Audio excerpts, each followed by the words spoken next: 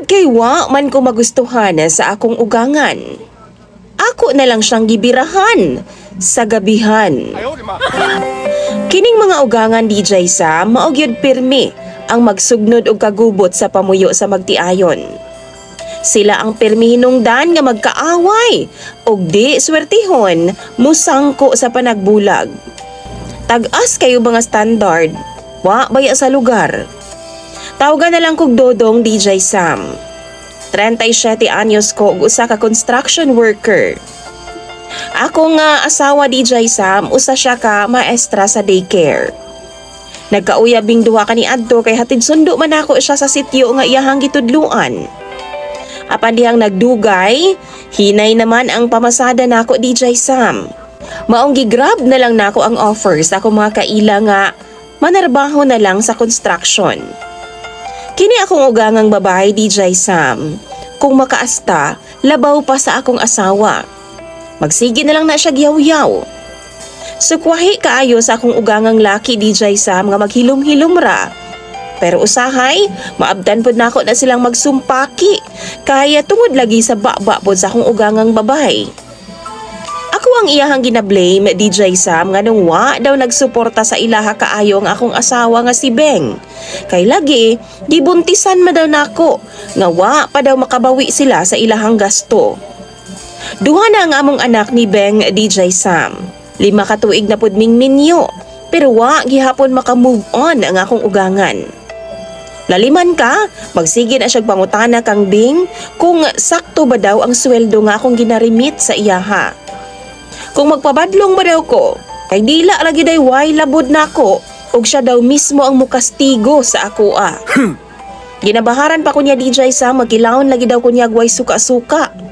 Kada Miyerkules gid na, muadto na siya sa amo ang engineer aron nga mag-cash advance. Sweldo na ako DJ Sam, mag-una-una na siya dito pila. Apan kay lagi, di man ako siya asawa o di gyud ya makuha. Maglagot ko usahay DJ Sam, mao nang di nako tagaan. Didto pud na siya magsigigyango og yaw-yaw sa akong asawa.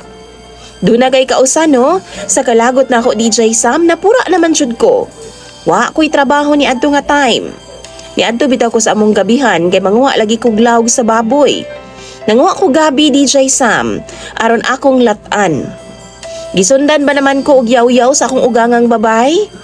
Sakto pod kay sayo pa to sa buntag ug nakatawel pa siya sa iyang ulo. Buot pasabot bago siyang ligo DJ Sam. Awa na nako siya gipasaylo oy. Sayo kay nagyaw-yaw labaw pas akong asawa. Gibira bitaw nako na siya DJ Sam tunga-tunga sa gabihan ug akong gipakayang dayon. Akong gihabalan. Ayaw di ma. Wa na gud siya makatingog ug igo na lang siya sa pagtugtugaok DJ Sam. Pungot naman gid kaayo ko. Puno na ko. Gibaharan pod nako siya DJ Sam nga kung magyaw-yaw siya ug mutingog pa siya, usban nako siya. Nibarog taon siya DJ Sam ug murag pato nga nagkapakapa sa gabihan, dinali-dali og lakaw daladagan. Giandam na pod nako nga akong kaugalingon DJ Sam ug galing man mo report siya sa pulis. Wa man pud ko kapagawas kay kinsa man pud intaw ganahan anang tiguang naman. Gipakaon nang jud nako siya tagam DJ Sam. Abi gid gani na akong musumbong siya. Pero every time nga magsugat ming duha, ako siyang ginasipatan. Kaysa naman mapatay pa nako siya.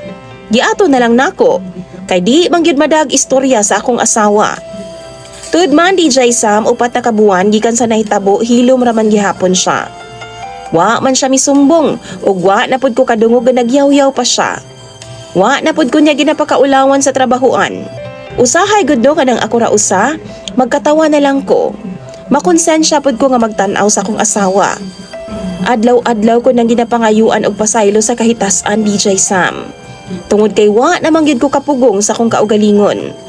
Unta sa mga ugangan diha, di lang pud intawon magpalabi kay gusto pud namo og malinawon nga kinabuhi nga mga umagad.